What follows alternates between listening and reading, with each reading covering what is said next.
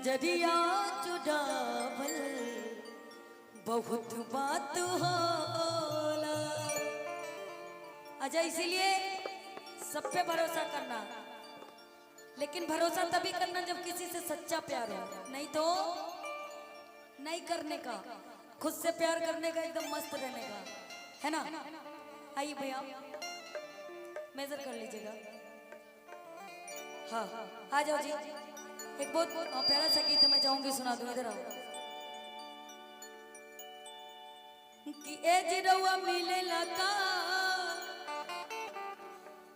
हमके सतावे में, उम्र बीत जाई सैया रूठे मनावे में,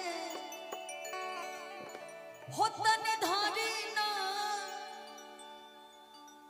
और कुछ करी ना, हो कटवट फेरी अब का देरी, खींच के चदरिया में हमके हटा दी, आग लगो बाजर परो, आग लगो बाजर परो, जौरे जवानी हमके लगवा सुताली, हमरा लाड लागे, ओ हमरा लाड लागे, ओ हमरा लाड लागे, ओ हमरा लाड लागे, ओ हमरा लाड लागे। काहे नहीं बुझातानी, काहे नहीं बुझातानी, हमर परेशानी तनिका लगवा सताली, हमरा लाड लागे, ओ हमरा लाड लागे, ओ हमरा लाड लागे, ओ हमरा लाड लागे, ओ हमरा लाड लागे। दिल ले गया ओ, दिल ले गया परदेसी, कोई रोक ना था, दिल ले गया परदेसी, कोई रोक ना था, क्या होगा होगा होगा, मेरा सोचना था, क्या होगा होगा होगा, मेरा सोचना। और हमके लगवा सुताली, हमरा जाड़ लागे, लेकिन थोड़ी देर बाद पत्नी क्या कहतरी, का कहतरी, साजन तुमसे प्यार की लड़ाई, साजन तुमसे प्यार की लड़ाई, टूट गई चूड़ियां कलाई में, कलाई में, टूट गई चूड़ियां कलाई में, कलाई में, टूट गई चूड़ियां कलाई में, जानम तुमसे प्यार की लड़ाई में, जानम तुमसे प्यार की लड़ाई।